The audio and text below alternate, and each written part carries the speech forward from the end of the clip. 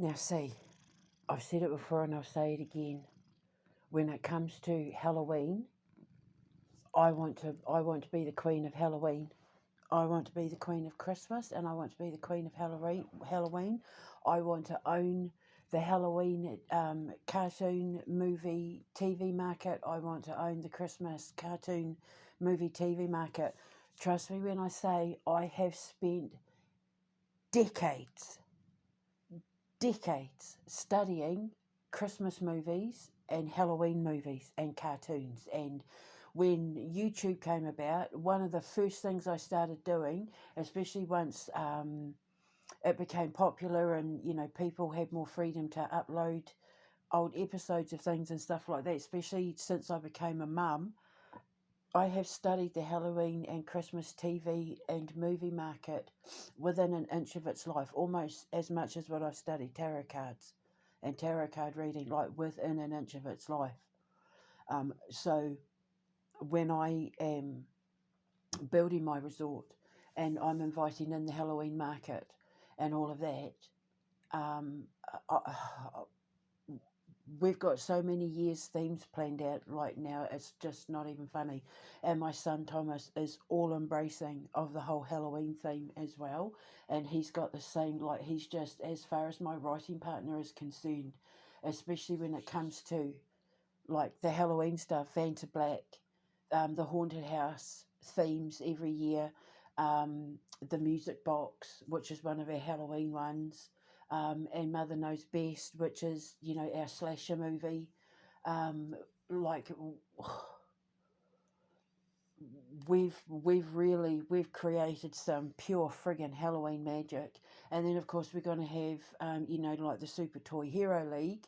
They'll have their Halloween episode every year, and the cartoon that I want to do where it's like a talking town, it's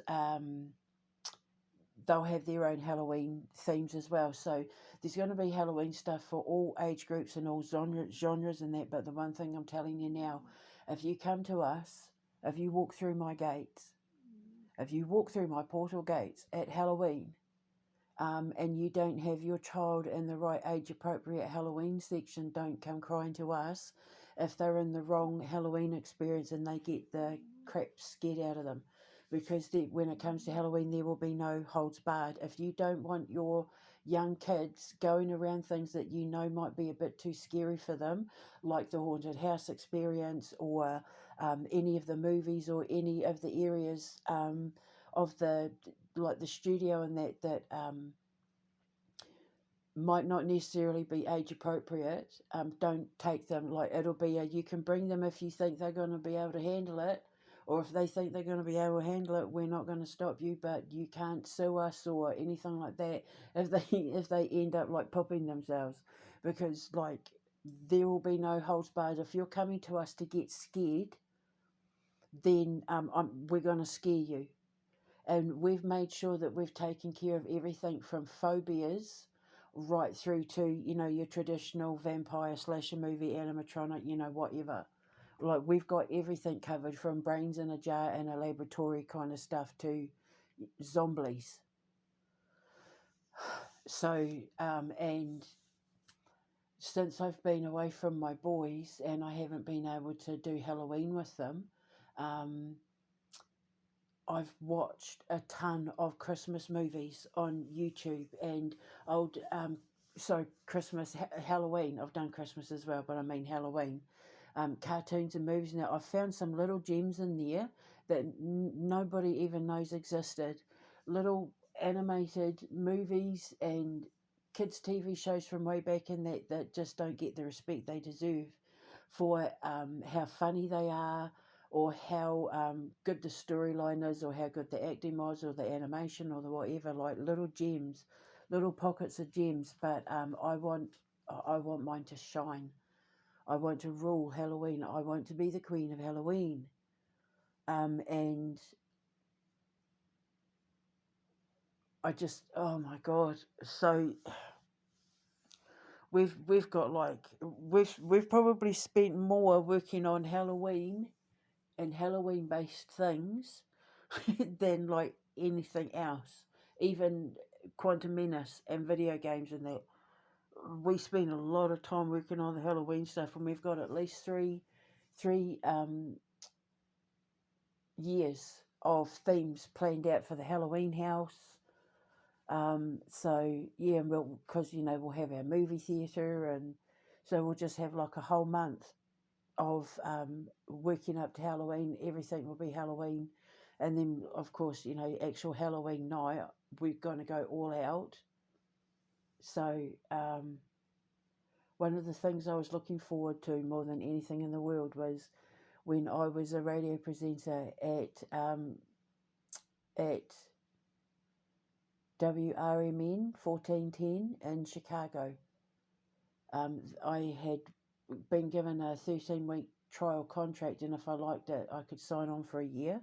And I had my own. It was called the Paranormal Hour. And people would ring up and tell me about stuff that was going on, and I would explain to them what it was. And I absolutely fell in love with it. My dream is to do late night talkback radio when it comes to, like the paranormal and the supernatural and all that, basically all this stuff. That's why I want to do radio. Like I've always wanted to do radio. I got invited to their Halloween event where the radio station, like they get the whole street closed off basically. And somewhere on their website, you'll see photos of me when they introduced me to the radio station. And I got to like meet Chuck and all that, Chuck France.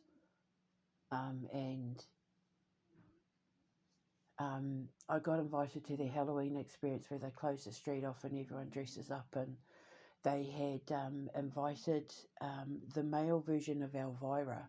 He was like apparently the king of horror genre movies and TV in America, like in the 80s, and he was like the male version of Elvira, and they were going to pair me up with him to have our own booth where fans could come and meet and greet us.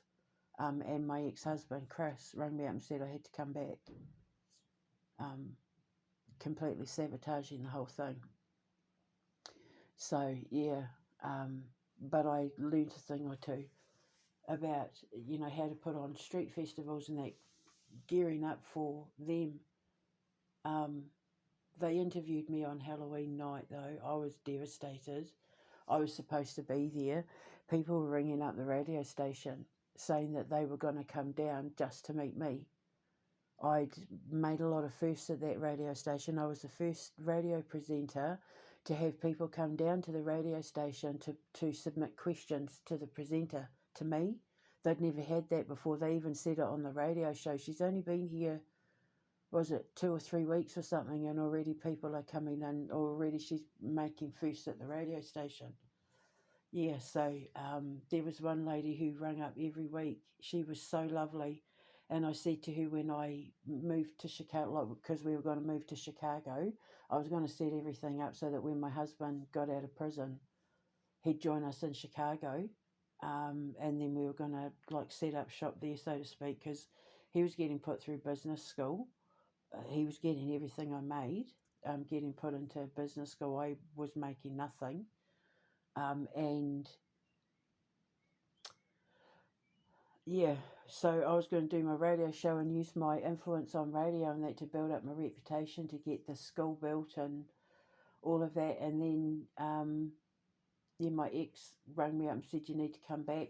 They knew when I went over it was supposed to be for 3 months, like a 3-month trial. I wasn't getting paid or anything like that. It was just to see if I liked it. And then if I liked it, I'd sign a year's contract and I'd move over there with my boys and everything. And I paid Andy, the one that he helped steal my books, I'd paid him to babysit the boys while I was away, and he decided he wasn't going to do it anymore. And Chris said, well, you have to come back, because like I've got no one to look after the kids. So of course my kids come first. So I got on a plane and I was absolutely devastated. I knew that he'd sabotaged my career. My very first show, he was so happy and so excited and so proud He said he was so proud, and then like the next episode, he stopped listening to the show. He started getting really nasty, and then he called me back. He wrote, "You have to come back." And so I ended up like, because I was calling from long distance, the calls were getting cut off. It was so unprofessional. It was horrible. And I lost my opportunity, and I knew he'd sabotaged it. I knew then.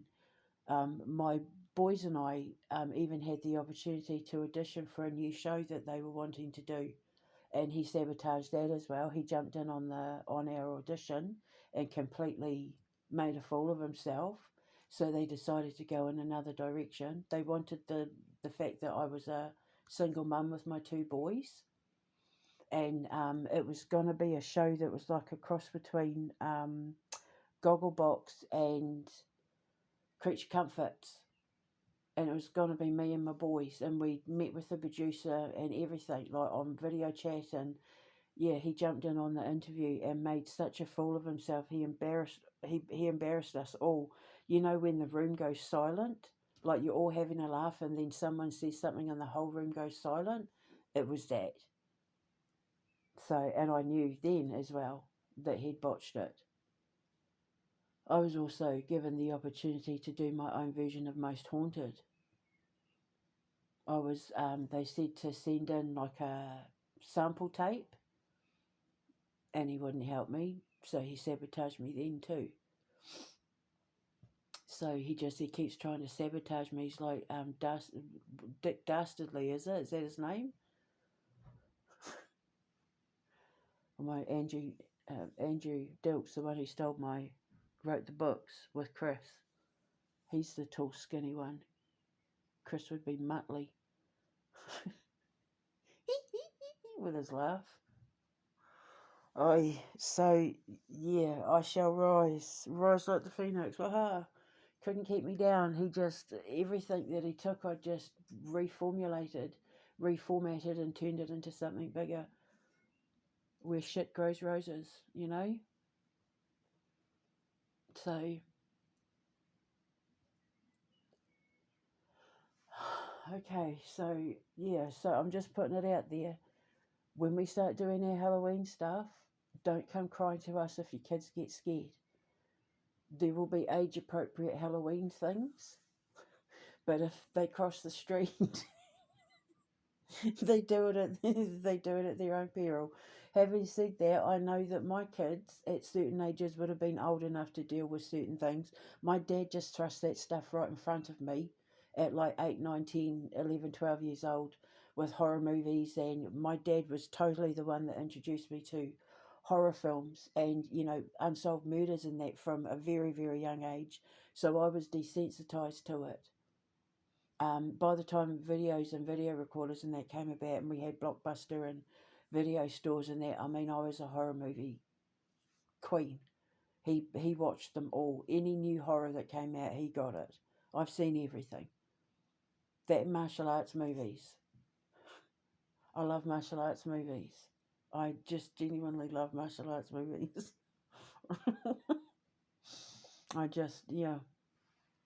Shogi, even like John Saxon. Obviously Bruce Lee, Chow Yun Fat. Gosh, Jackie Chan. I love them all. I love Drunken Master is absolutely like my favourite. It inspired a scene in The Quantum Menace actually, when Olivia has to go back to um, basically like ancient Japan, where she meets Sho, who was trained to be a samurai. He was left on a monk's doorstep because of his superpowers. His parents didn't know how to handle them, and they raised him, and he ended up getting trained to be some sort of like religious samurai. Basically they taught him how to use his powers, and he used it to become like a religious samurai.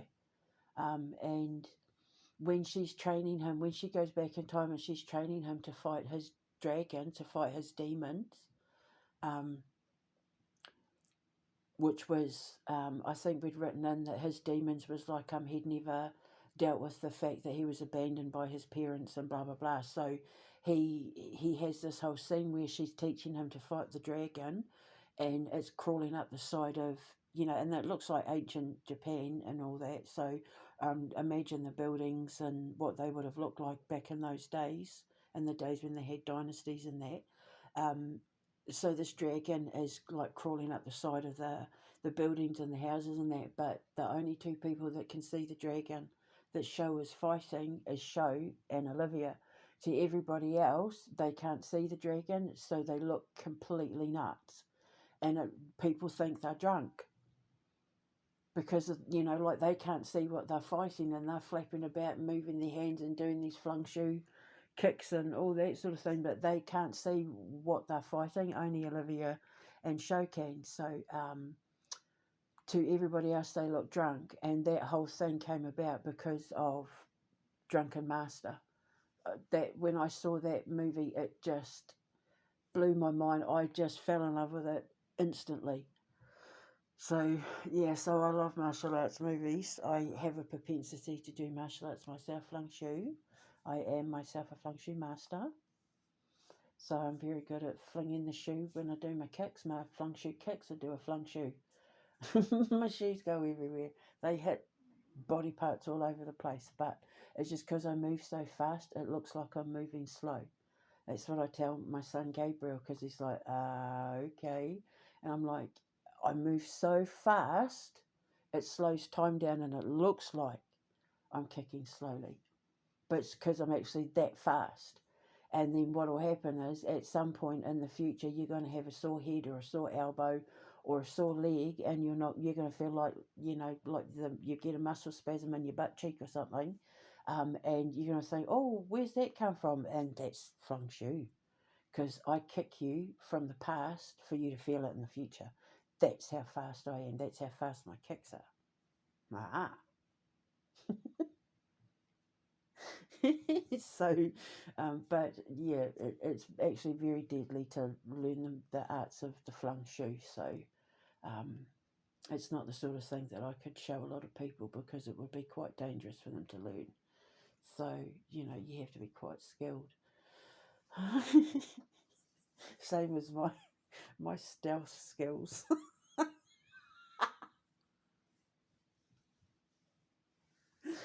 My son always says there's always the one thing that gives me away, even that would give me away if I was a villain, is that they'd hear me coming. because I sing my own theme tunes because I get overexcited.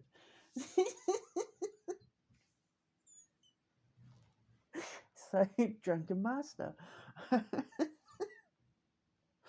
Anyway, I'm going to bring fun back, but I'm also going to bring fear back. There's not going to be any of this politically correct Halloween stuff. If you're coming to get scared, if you're coming to be a part of the Halloween experience at my establishment, be prepared for anything and don't come crying to us if your kids get scared. There will be age-appropriate Halloween areas, but if you're crossing the street to the stuff where it's like no holds barred, then don't come crying to us if you allow your kids to cross the street. You can be the judge and they can be the judge of how much they can handle. But what I don't want is for people to be immersed in the Halloween experience and for us to have to stop putting on our performance or stop the actors or the machinery or whatever it is we're doing so that a crying kid can get off or get out, because that's going to ruin it for everyone, because we've got things planned in such a way that when you walk through those doors, we need your concentration. We're relying on you to concentrate on your surroundings and the people and, that sort of thing. The way that we've written the psychology of some of our Halloween experiences, we need your concentration. And to be snapped out of that because a kid starts crying because they get scared, and bearing in mind that none of our stuff is going to be the sort of thing that you buy from department Halloween stores.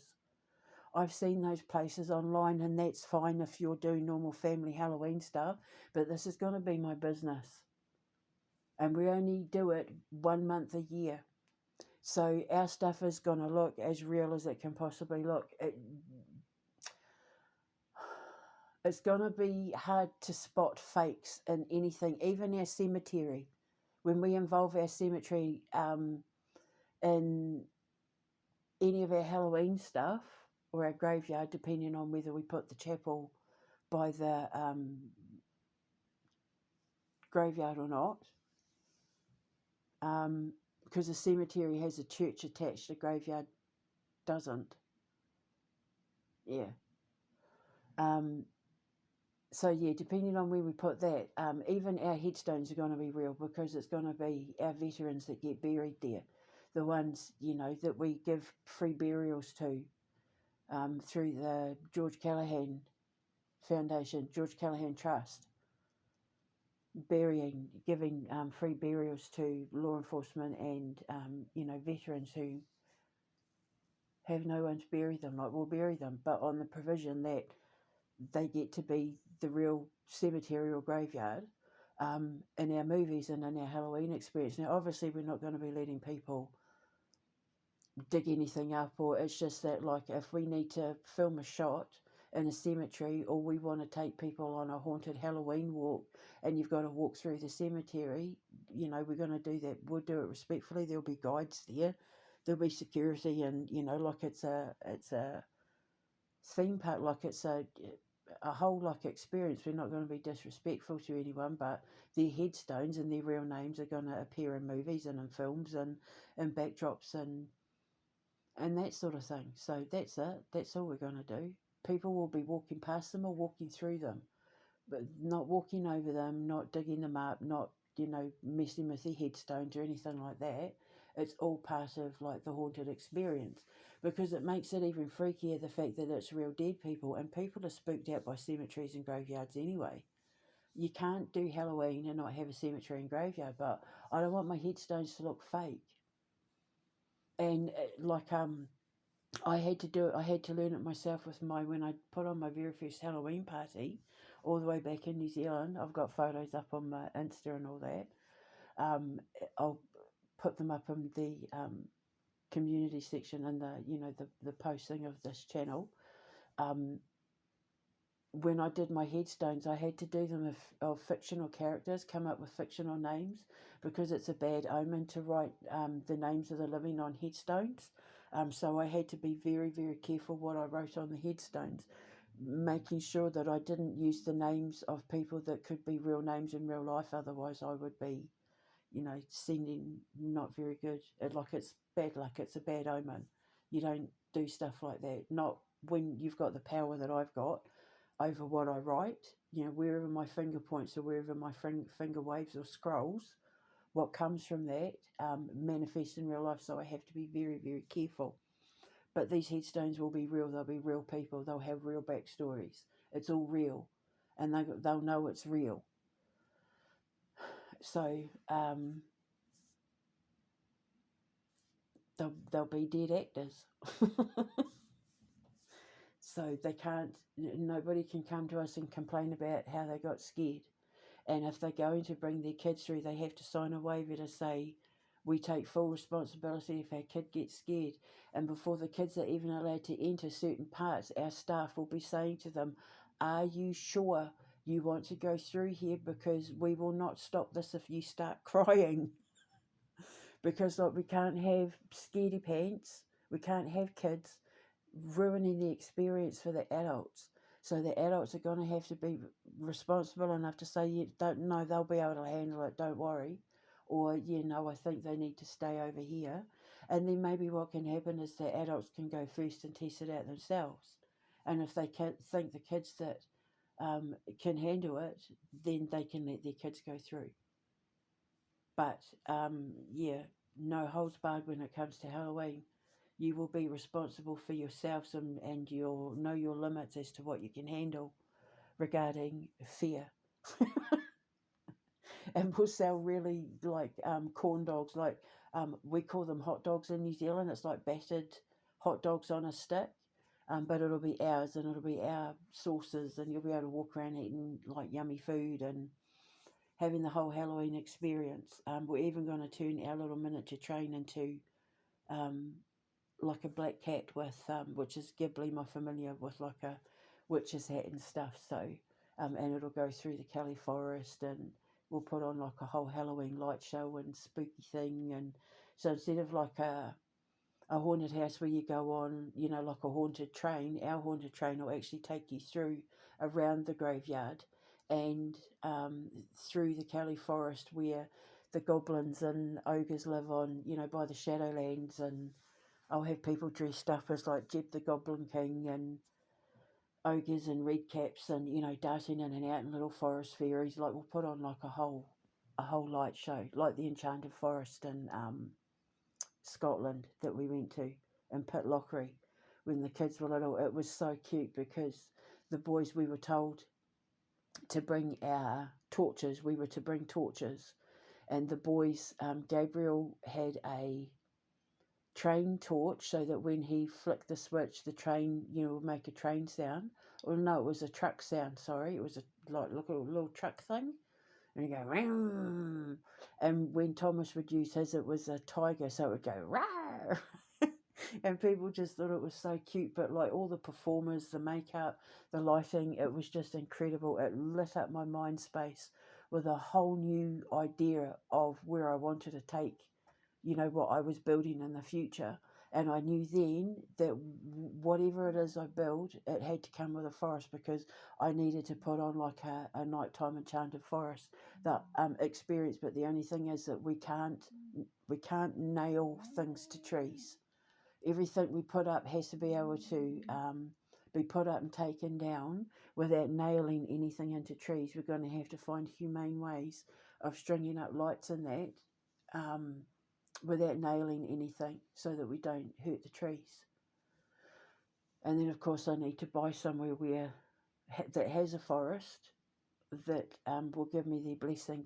I need the blessing from the trees and the animals to buy the land. I need the land's permission and the trees' permission and the wild animals' permission to buy it, because obviously I'm going to need the trees' help in educating people about, you know, conservation and the Halloween experiences. And, you know, because we want to take kids on the walk through the Kelly Forest because it's mentioned in all my stories, and they'll be able to like go there and find their twigs and sticks and that to turn into wands that they can take back to the arts and crafts centre to glue up and glitter and, you know, laminate and all that to turn them into wands so that they can, you know, use their wands and cast magic, and it'll be real magic. It'll be real Harry Potter style stuff. So we're even going to have like a little magic school. We're going to have classes in our haunted house when it's not been used for Halloween, and we will teach you how to do the occult and that the right way and use your wands, and, you know, how to correctly manifest things through spell work, and but the proper way. So we're going to have like a little witches school, a witches and warlocks school, not wizards, because wizards are the lowest in the food chain. A wizard will do anything for anyone for any amount of money. Whereas when you get to like your warlocks and high priest and high priestess and that, we're a bit more guarded about what it is we put out there, because we understand the power of it all, and we would never disrespect it. We can't be bought, and we certainly can't be sold, whereas a wizard can. Even like, you know, lowly witches and that can.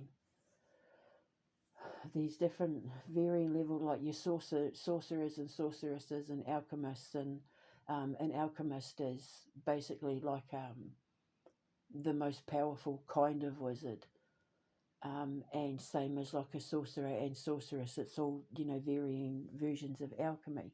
And then above that you've got like your high priest and high priestess and that, because that's when you're taking everything that you've learned from being like an earth child, like earth mother, earth father, and then you've turned that into working for the gods with permission and with blessings and guidance from the gods. So they sit above everything, because a high priest and high priestess as well has power over the people and over gods and kings.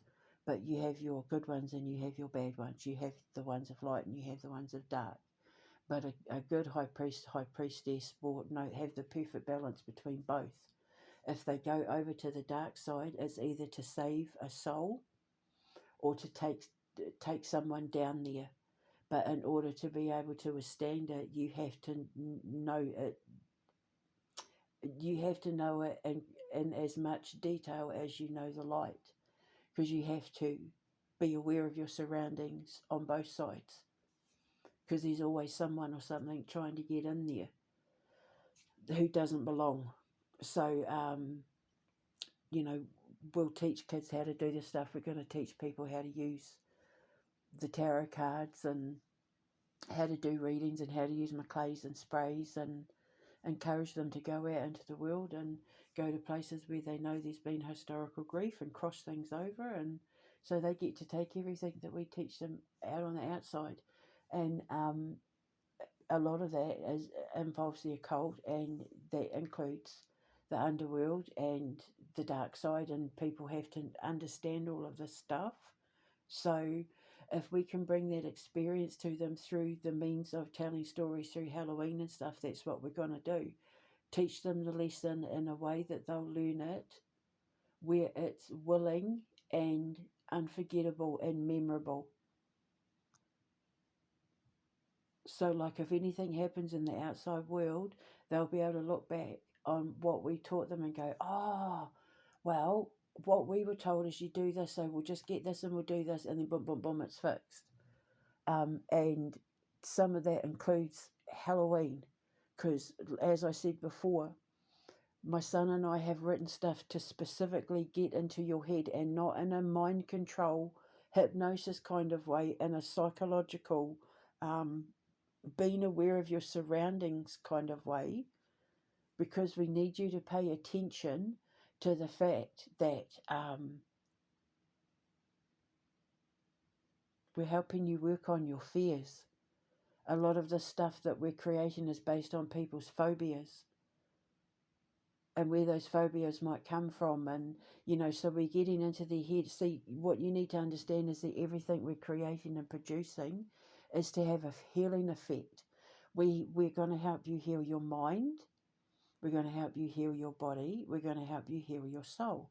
From childhood woundings to fears and phobias where you don't know where they came from, to why you have an interest in the macabre and the spooky. We're going to teach you all of it. By understanding the human psychology, you will understand the psychological paranormal. And when you understand that there's a direct link between the two, mental health issues in your life and in your people's lives, it's going to be lifted overnight.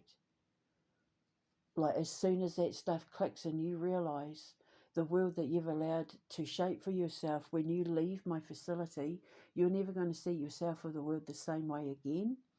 And some of that will be enforcing people to face their fears. And how do we do that but through the Halloween experience? So, because if I'm going to compete with people in the market of Halloween, of Christmas, of food, of fashion, of whatever, TV, whatever, I want to be the groundbreaker. I want to be the trailblazer. I want the people who inspired me to follow in my trail, to lead from my example, because I want to be the best. I want to put everything out there that nobody's ever thought of, or they've never thought of doing it that way, or they didn't even know that that thing was possible. I want to just open people's minds up. So when they come to us, they're going to be immersed in experiences that are going to just take them into a whole new world, to the point where when they come out, the eighth element, which is birth, which is basically leaving the facility, leaving the resort, you're going to come out, go back to your cars or get on your bus or your Uber or whatever, and look back at us and think, did that just happen? Like, was that real? And then going home and just never, having your mind wiped clean and not being quite sure if what you experienced, and then when you look back at the photos remembering how incredible you felt, or how much fun you had, or you haven't been scared like that since you were a kid, or you haven't laughed so hard since you were at college, or, oh my God, I haven't smoked weed since I was at college. And, like couples falling in love again, and people falling in love, period, like, meeting across the room and falling in love. And, I want people to look back on my resort, on what I'm selling, whether it's that they're coming for a LARPing RPG weekend, or a gaming festival, or a classic car festival, or Halloween, or whatever it is, whatever, our International Food Festival. I want them to come and look around and see us and just be like, leave, and just like not be able to figure out if that was real or not, because they've never had anything like it.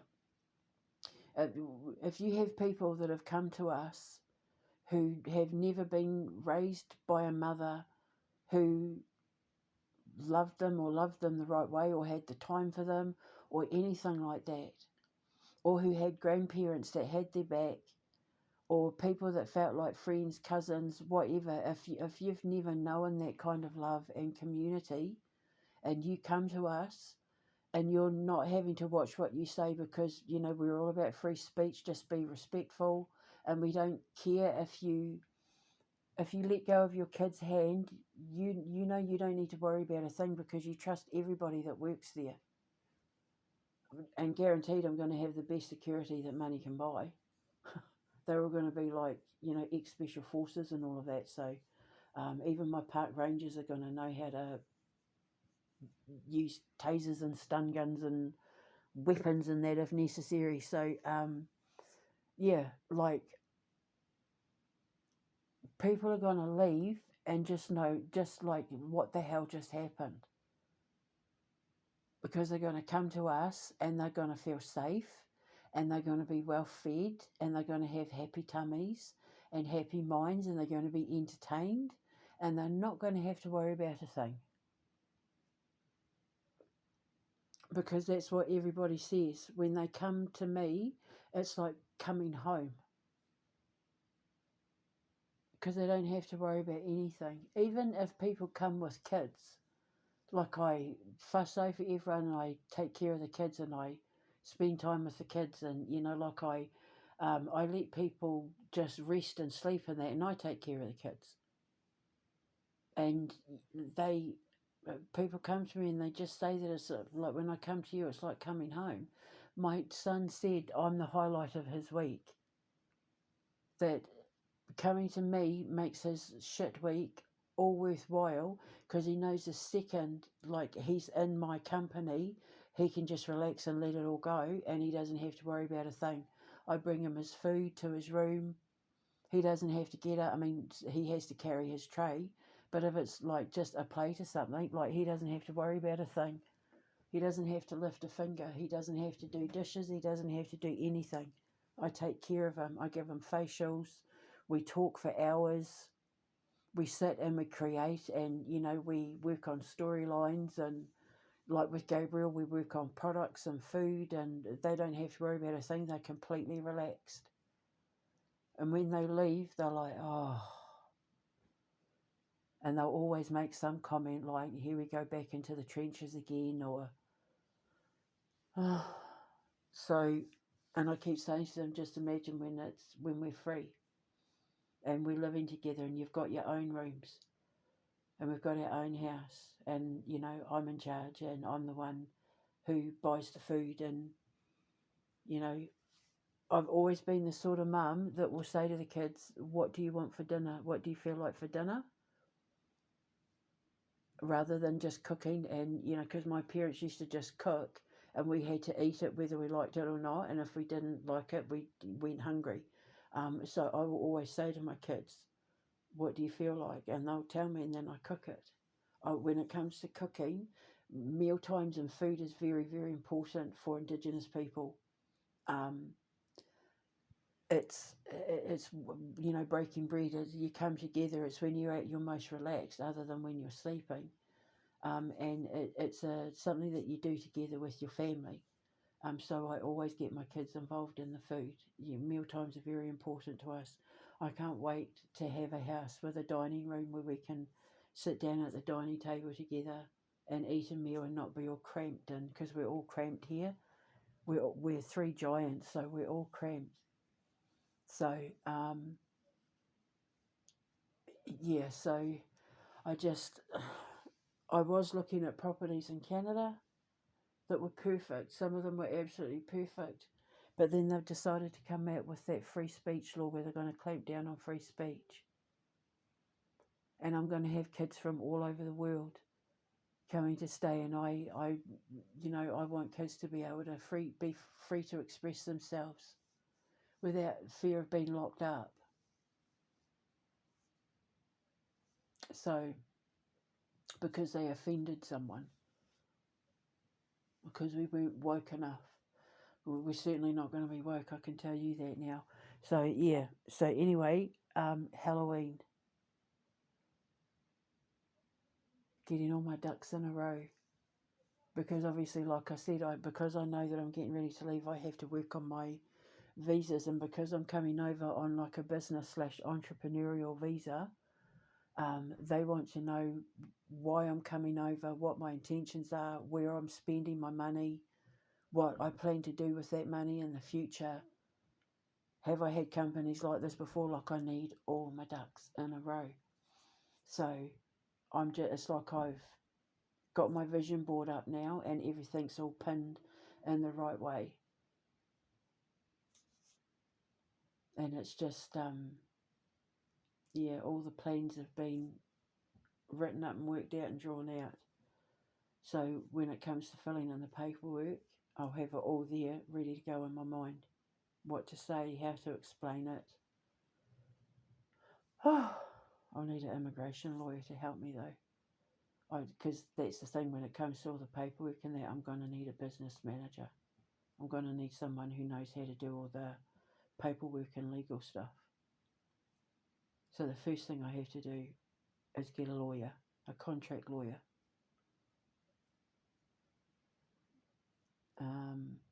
And an immigration lawyer. Well, I mean, would a contract lawyer know how to fill in immigration papers? Anyway, so yeah, and then I'm going to need an architect and sit down and get the plans drawn, because obviously once I go there and I'm looking for land to buy in whatever country we go to, I need to be able to say to the estate agent and the council and that, what can I get building permission to build this, and show them the plans and everything. Because obviously I'm going to need building permission, planning permission, especially if I'm buying somewhere that's already got buildings up.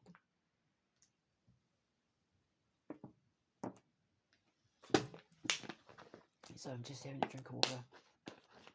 If I get gas, you'll know why. And I do apologise in advance. So anyway, I'm going to go now. I'm documenting all of this now. Because then, when it's all done, no one can say I didn't warn them. I'll say, look, I've been putting it out there for years. Here's the video. Don't come crying to us if we make your kids scared, if they come into a part of our Halloween experience that isn't age appropriate. I'm going to be hysterical though. Oh my God. Come like the 1st of October, probably even like mid-September, I'm going to start getting bouncy and excited. And then I'll start counting down the days, and then come the 1st of October, oh my God, I'm going to be like Tigger, bouncing everywhere, because I'll just be so excited to have everybody enjoy the whole Halloween thing. And it's the gas. When we've been going long enough and we can have movie marathons of all our movies and cartoons, and oh my God, I want people to come to us to have our so that our Halloween movies and that become like cult classics, and in 20-30 years time people are still coming to our theatres to watch all our movies, have movie marathons and all of that. I'm just, oh my God, I'm so excited. So I'm just putting it out there, don't come crying to us. Legally binding.